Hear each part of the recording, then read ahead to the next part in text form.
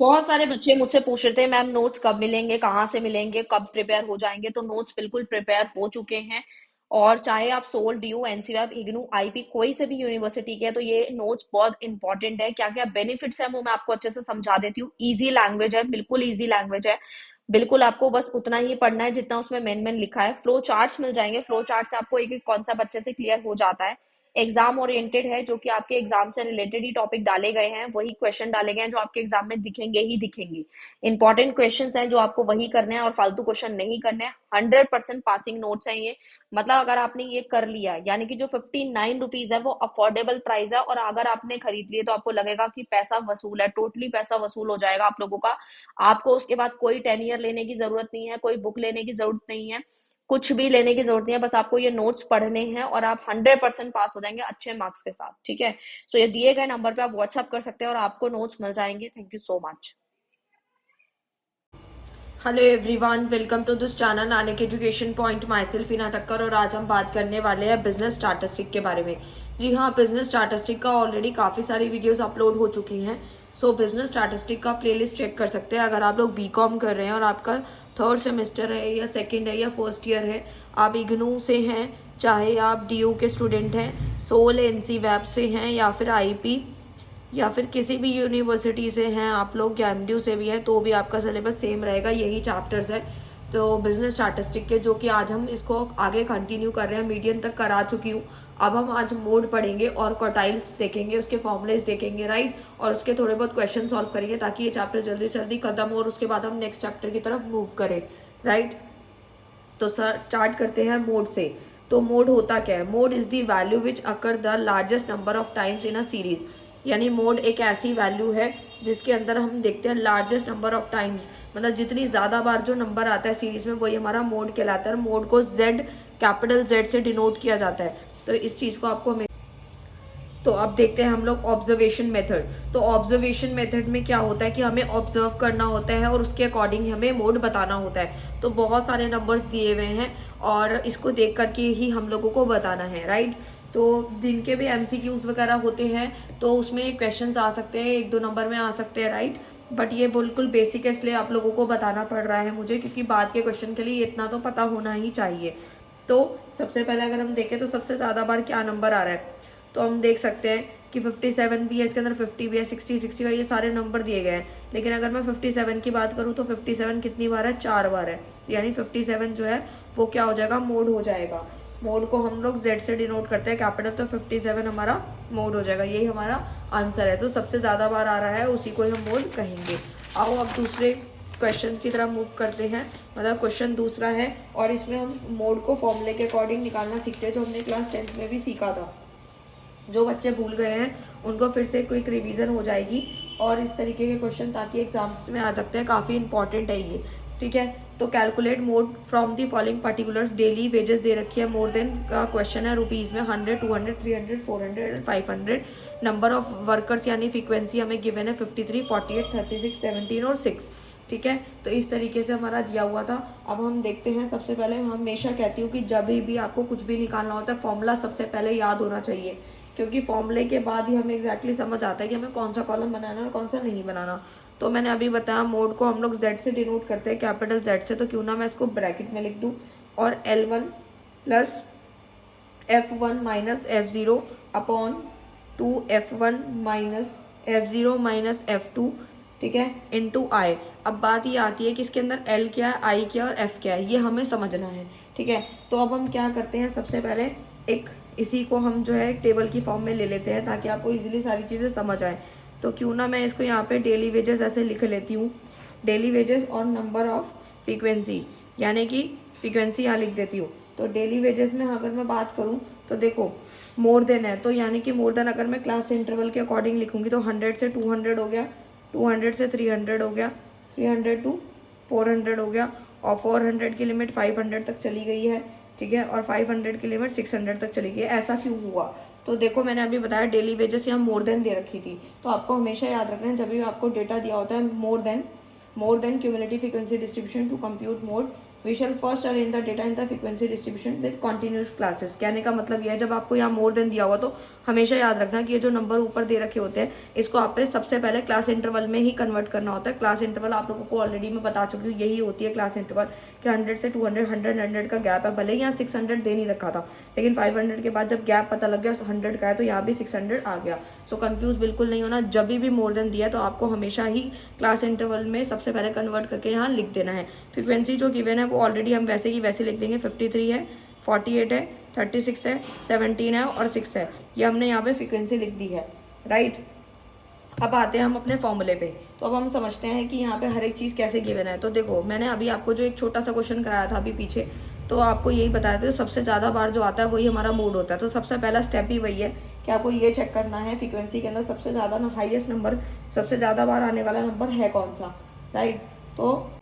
तो देखो मैंने ऑलरेडी मोर देन आप लोगों को करा रखा है। जिन्होंने पिछले चैप्टर्स देख रहे हैं मुझे लगता है उनको डाउट आएगा। तो पहले वाला नंबर हमेशा सेम रहेगा, मोर देन में हमेशा नीचे वाला नंबर सेम रहता है, उसके बाद माइनस करते जाना है। 6 में से 17 माइनस करेंगे 11 आ जाएगा, फिर से माइनस करेंगे तो कितना आ जाएगा 19 आ जाएगा, फिर 12 आ जाएगा और उसके बाद फिर 5 आ जाएगा। तो बस इतना सा काम करना। मोर देन जिसने सीखा हुआ है वो समझ गए होंगे क्योंकि ऑलरेडी मैं करा चुकी हूँ। उसके बाद अब जैसे ही हमने ये निकाल लिया, यानी कि अगर हमें CF दे रखा था ऑलरेडी तो हमें यहाँ पे फ्रीक्वेंसी हमने निकाल ली है, ठीक है, क्योंकि मोर देन में CF हमें गिवन था, फ्रीक्वेंसी हमने निकाल ली। तो जैसे ही फ्रीक्वेंसी निकालेंगे सबसे हाईएस्ट नंबर चेक करेंगे, सबसे हाईएस्ट नंबर है कौन सा। तो देखो सबसे हाईएस्ट नंबर कितना है 19 है। तो ये हमारा क्या होगा, मॉडल क्लास होगा। ये ऑब्जर्वेशन मेथड के अकॉर्डिंग अगर हम देख रहे हैं, लेकिन उसके बाद ही फॉर्मूला पुट होगा। तो 19 हो गया, ये F1 हो गया। तो आपको पता है 1 के पहले क्या आता है 0, तो ये F0 हो गया। इसके नीचे 1 के बाद क्या आता है 2, तो ये F2 हो गया। तो इतना तो हमें पता चल गया, हमें ये भी सारी चीज़ें पता लग गई। अब हमें I और L1 की ज़रूरत है। तो हमेशा याद रखना जो भी हमारा F1 आया पहले उसको मार्क कर लेना है, उसको बॉक्स को मार्क कर लेना पेन या पेंसिल से। तो जो सबसे पहला वाला होता है, यानी जैसे इसके अकॉर्डिंग हम देखें तो क्लास इंटरवल जो लोएस्ट वाली है उसके अकॉर्डिंग हमारा L1 आता है 300, ठीक है। तो हमें L1 भी पता लग गया। और I क्या होता है, I का मतलब होता है गैप, यानी कि जो हमारा क्लास इंटरवल के अंदर जो गैप होता है, यानी कि 200 माइनस 100 हो जाएगा, 300 माइनस 200 100 हो जाएगा। तो यानी I कितना है, आपका गैप है क्लास इंटरवल का, लिख भी सकते हो आप अपनी लैंग्वेज में CF गैप, ठीक है। तो 100 था। आप फॉर्मूले में पुट करना, फटाफट से देख लेते हैं। तो देखो ये हमारा फॉर्मूला था L1 plus F1 minus F0 upon 2F1 minus F0 minus F2 into I। तो हमें पता है L1 हमें पता लगा 300 है। उसके बाद F1 कितना था, F1 है हमारा 19, ठीक है 19। F0 कितना है 12 है, 2 फॉर्मूले वाला। F1 कितना है 19 है, F0 कितना था 12 था, माइनस F2 कितना था 11 था, I गैप 100 था, ठीक है। तो इस तरीके से आपको बस अब इसको सॉल्व कर देना, ज़्यादा कोई डिफिकल्टी नहीं आएगी। अब मैं आपको करके दिखाती हूँ किस तरीके से सॉल्व करना है। पहले 300 को एज इट इज़ ले लेती हूँ। पहले 19 में से 12 चले गए तो कितना बचा हम लोगों का, माइनस करके 7 बचेगा, 7 हो गया। अब इसको आपस में हमारे को सॉल्व कर देना है। तो इसको हम जैसे ही सॉल्व करेंगे तो हमारे पास आ जाएगा 15। मेरे को पता है छोटी मोटी कैलकुलेशन तो आप कर ही लेंगे, इंटू 100 है, ठीक है। तो आप इसको कई तरीके से कर सकते हो, या तो आप बोर्डमास रूल यूज करोगे तो क्या होगा, फिर आपको क्या करना है, इसको सॉल्व करके आपका आंसर आएगा 346.67, ये आ जाएगा आपका मोड, ठीक है। ये छोटी मोटी कैलकुलेशन है, ऑलरेडी मैं सिखा चुकी हूँ कई बार, तो आप इसको सॉल्व कर सकते हैं। अगर कोई भी डाउट आता है कैलकुलेशन में उसका अलग वीडियो बना दूंगी, तो ये आपको क्लियर होता होगा। मैंने आपको फॉर्मूला और ऑब्जर्वेशन मेथड दोनों करवा दिए। और नेक्स्ट पे चलते हैं क्वार्टाइल्स पे। सो देखो क्वार्टाइल्स के क्वेश्चंस भी आ सकते हैं, तो इसलिए मैं आप लोगों को करा रही हूँ। वैसे मैंने ऑलरेडी 11th में जब थे आप लोग तो मैंने आप लोगों को करवाया था। तो क्वार्टाइल्स क्या है, divide a series into 4 equal parts. जब भी हम कोई सीरीज को 4 इक्वल पार्ट्स में बांट देते हैं, 4 इक्वल पार्ट्स में बांटते हैं, 1 2 3 4, तो यानी कि वो क्या बन जाती है, क्वार्टाइल बन जाती है। जैसे कि यहाँ बना हुआ है, स्मॉलेस्ट आइटम होता है यहाँ पे, यहाँ लार्जेस्ट आइटम होता है, और उसके बाद ये लोअर क्वार्टाइल को हम Q1 के नाम से जानते हैं। बीच में मीडियन होता है जिसको हम M कैपिटल होता है, E स्मॉल होता है, उसको मीडियन को इस तरीके से डिनोट करते हैं, हम Q2 भी कहते हैं। अपर क्वार्टाइल बोले तो Q3 होता है, ठीक है। इस तरीके से सीरीज चलती है। और क्वार्टाइल का जो रहता है वो 25% से 75 के रहता है बीच में, और मीडियन आपको पता है 50-50 रहता है, और Q3 75 to 25 का रेशो रहता है। तो quartile in individual and discrete series, individual और डिस्क्रीट सीरीज ऑलरेडी कई बार समझा चुकी हूँ क्या होता है, उसमें क्वार्टाइल पढ़ रहे हैं। तो क्वार्टाइल को, लोअर क्वार्टाइल को Q1 से डिनोट करते हैं, जिसका फॉर्मूला समझना है आपको। बस अगर आप Q1 का समझ गए तो Q3 याद करने की जरूरत। फॉर्मूला देखते हैं Q1 का, साइज ऑफ n+1/4 एथ आइटम ऑफ द सीरीज, ठीक है। तो ये फॉर्मूला है। Q3 के लिए क्या करना है, फॉर्मूला क्या है, n+1 4 ही है, अपॉन में एथ आइटम ही है, सब कुछ सेम है, बस यहाँ पे 3 आया तो उसके आगे 3 लगा देना, बस इतना सा काम करना और कुछ भी नहीं करना है, ठीक है। तो बहुत सिंपल था, बस फॉर्मूले में पुट कर देना और आंसर आ जाएंगे। उसके बाद आता है कैलकुलेशन है, calculation of quartile in continuous series. ये हमारी कौन सी सीरीज है, कॉन्टिन्यूस सीरीज है। तो ये है क्लास इंटरवल ऑफ क्वार्टाइल 1 है, इसका फॉर्मूला क्या है, साइज ऑफ n/4 एथ आइटम। देखो Q1 का अगर आ गया तो नीचे का करने की जरूरत ही नहीं है Q3 का, बस उसके आगे n/4 के आगे 3 लगा दिया, तो बस वही फॉर्मूला बन गया हम लोगों का कॉन्टिन्यूस सीरीज का। तो फॉर्मूला फिर बाद में अप्लाई होता है, Q1 = L + n/4 - CF × I और अपॉन 4 इसलिए करते हैं क्योंकि क्वार्टाइल के लिए 4 का यूज हो रहा है पार्टीशन का, इसलिए हम 4 नीचे लगा रहे हैं। मीडियन में हम लोग 2 का यूज करते थे ज़्यादातर फॉर्मूले में, क्योंकि 50% का रेशियो रहता था। और Q3 में फॉर्मूला क्या है, बिल्कुल सेम रहेगा, बस उसके आगे 3 लगाना है, दैट्स इट। तो आपको बस आधे आधे फॉर्मूले याद करने हैं और उसके बाद आपको ऑटोमेटिकली समझ आ जाएंगे। डेकाइल क्या होता है, decile distribute the series into 10 equal parts and it generally express as D, यानी डेकाइल को कैपिटल D से डिनोट किया जाता है। और जो डेकाइल होती है हमारी कहीं ना कहीं वो 10 इक्वल पार्ट्स में बढ़ती है, इसीलिए हमारे फॉर्मूले वही रहते हैं, बस नीचे अपॉन में 10 हो जाता है। जहाँ 4 आ रहा था वहाँ 10 हो चुका है। n+1 आएगा फॉर्मूले में, अपॉन 10 एथ आइटम, D2 निकालना है, फिर या D9 निकालना है या D4 निकालना है, ठीक है, इस तरीके के रहते हैं। तो फॉर्मूले यही रहेंगे, D9 निकालना तो साइज ऑफ n हो जाएगा n+1 अपॉन एथ आइटम, ठीक है। तो 10 तो हमेशा करना ही है, बाकी जितने नंबर होंगे उसके आगे लगा देना है। सो उसके बाद आता है calculation of डेकाइल in continuous series. तो कॉन्टिन्यूस सीरीज का भी बस एक याद रखना है, बाकी सारे फॉर्मूले के अकॉर्डिंग चलेंगे। तो आपको बस एक ये याद रखना है और एक ये, बाकी सबके आगे आपको चेंज कर देना है। जैसे कि देखो क्लास इंटरवल ऑफ D1 डेकाइल का निकाल रहे हैं, तो साइज ऑफ n/10th आइटम कर दिया। D4 निकालना है तो बस फॉर्मूला सेम है, उसके आगे 4 लगा दिया। 9 निकालना है तो उसके आगे 9 लगा दिया, इस तरीके से, ठीक है।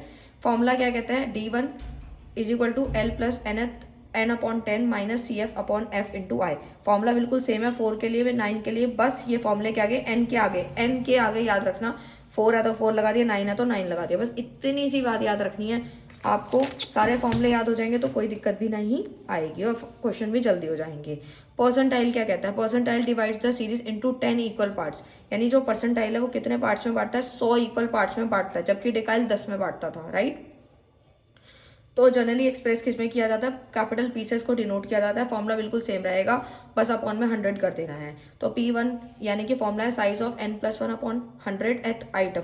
4 है तो उसके आगे फॉर्मूले के आगे बस 4 लगाना है, बाकी सारा सेम। 99 है तो उसके आगे 99 लग गया, n के आगे बाकी सब कुछ सेम रहेगा। परसेंटाइल का कॉन्टिन्यूस सीरीज का बस एक फॉर्मूला समझ लो, बाकी सारे वही फिर से फॉर्मूला रहेंगे सेम। बस क्या करना है, class interval of P1 = size of n/100th item. तो यानी कि बस 4 निकालना है, 4 का निकालना है, P4 निकालना है तो आगे 4 आ जाएगा। 99 का निकालना है तो 99, 98 तो 98। तो इस तरीके से हमें करना था। लास्ट फॉर्मूला देखेंगे फटाफट से। तो फॉर्मूला क्या कहता है, बस एक ये कर लेना, बाकी उसके आगे फिर से 4 है तो 4, 9 है तो 9, 99 है तो 99। तो L क्या कहता है, P1 कॉन्टिन्यूस सीरीज का, P1 = L n/100 है, 100 आपको याद रखना है, - CF/F × I। फिर 4 के लिए क्या करेंगे, इसके आगे 4, 99 है तो इसी फॉर्मूले के आगे 99 यहाँ लगाना है, यहाँ मत लगा देना गलती से भी, ठीक है। तो इतनी सी बात थी जो आपको हमेशा याद रखनी है, यही फॉर्मूले थे, इसके अकॉर्डिंग क्वेश्चन करेंगे और जल्दी जल्दी इस चैप्टर को फिनिश करेंगे। तो आओ फटाफट से क्वेश्चन को देख लेते हैं।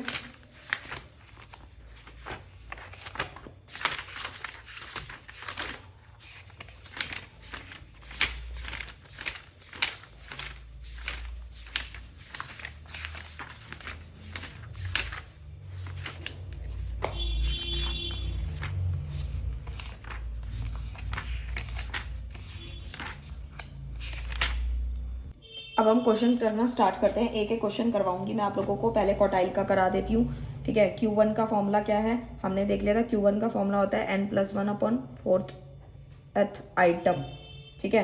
तो जैसे हमें सीरीज दे रखी है, मैं आपको क्वेश्चन दिखा देती हूँ। क्वेश्चन कुछ इस तरीके का है, from the data given below calculate lower quartile. Q1 निकालना है और हमें क्या निकालना है यहाँ पर, Q3 निकालना है, राइट।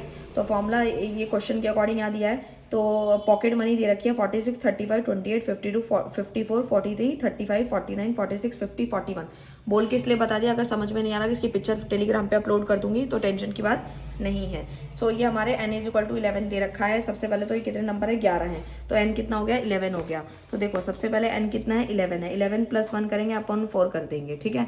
तो इस तरीके से करेंगे तो कितना आ गया, 12/4 आ गया। तो दोनों को काटेंगे तो कितना आ गया, थर्ड आइटम आया, ठीक है। तो हमने पहले इसको अरेंज कर लिया था, उसके अकॉर्डिंग थर्ड आइटम कितना आ रहा है, 35 आ रहा है। तो हमारा आंसर कितना हो जाएगा, 35 इज द आंसर। तो इस तरीके से पहले आपको आइटम निकालना है, फिर उसके बाद टेबल में जाके चेक करना है थर्ड आइटम कौन सी। अगर 4 आया तो 4 आइटम कौन सी है ना। तो Q3 के लिए क्या करेंगे, Q3 का फॉर्मूला बिल्कुल सेम है, बस उसके आगे क्या लगाना है, 3 लगाना है।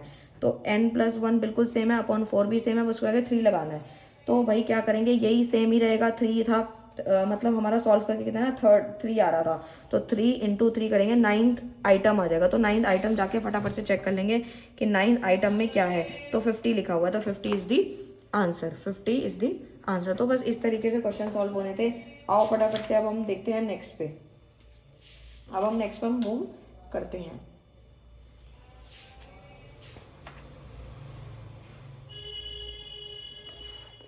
अब जल्दी से हम लोग एक क्वेश्चन ये वाला देख लेते हैं कि किस तरीके से कॉन्टिन्यूस सीरीज का फॉर्मूला अप्लाई करते हैं। फॉर्मूले बिल्कुल सेम ही है, ज़्यादा कोई डिफरेंस नहीं है, बस आपको याद हो जाए तो कोई टेंशन की बात है ही नहीं। तो Q1 का फॉर्मूला क्या रहता है, L1 रहता है plus n/4 - CF/F × I, right.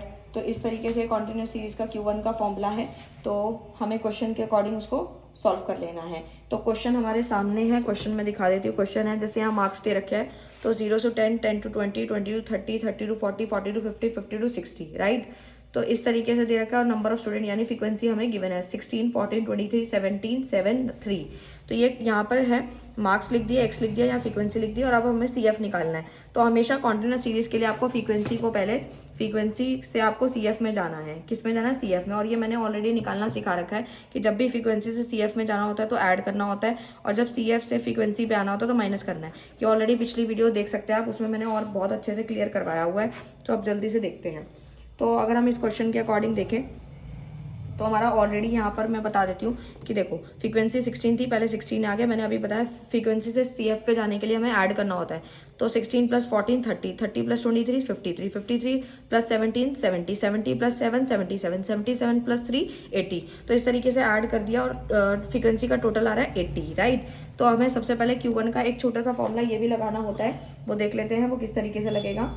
तो उसके लिए हमारे को n/4th आइटम करना होता है, ठीक है। सबसे पहला स्टेप यही होता है। टोटल हमारा कितना आ रहा था, फ्रीक्वेंसी का टोटल 80, 80/4 करेंगे, दोनों को डिवाइड देंगे तो हमारा डिवाइड करके आ रहा है 20th आइटम। तो 20th आइटम हमें चेक करना है कि भाई कहाँ पे लाए करने वाला है। तो देखो तो Q1 lies in the group of 10 और 20 के ग्रुप में, ठीक है। क्यों, क्योंकि 20 से ज़्यादा नंबर देखेंगे तो वो इसमें कहीं लाइक करेगा, ठीक है। तो यानी 10 और 20 वाले को मैंने यहाँ पे मार्क कर रखा है। तो कर लिया। उसके बाद क्या करेंगे, अब हमें F1 देखना है, उसके बाद CF देखना है, मतलब फॉर्मूले के अकॉर्डिंग सारी चीज़ें देखनी है। तो हमें ये चाहिए इस फॉर्मूले के अकॉर्डिंग। तो L1 हमें तो ऑलरेडी पता लग गया है, L1 कितना है, मतलब 10 और 20 की सीरीज़ के अकॉर्डिंग आया। तो L1 कितना हो गया हमारा, 10 हो गया, राइट। CF हमेशा हमें याद रखना है, CF हमेशा एक ऊपर देखते हैं। जो भी हमने मार्क किया है इससे एक ऊपर वाला CF हमेशा देखा जाता है। ये आपने पहले क्लास 11 से सीखते आ रहे हैं, ये चीज़ बहुत कॉमन सी चीज़ है। तो CF कितना हो गया, 16 हो जाएगा, 16 हो गया। और फ्रीक्वेंसी तो हम उसी के अंदर ही देखते हैं, उसी टेबल के अकॉर्डिंग 14 है। फ्रीक्वेंसी कितनी है, 14 है। उसके बाद हमारा क्या बच जाता है, I बच जाता है। I मतलब गैप है, गैप हमारा 10 का ही है, यानी क्लास इंटरवल का गैप 10 है। तो बस कुछ नहीं है, फॉर्मूले में फटाफट से पुट करेंगे और इसका आंसर फटाफट से हम लोग निकाल लेंगे।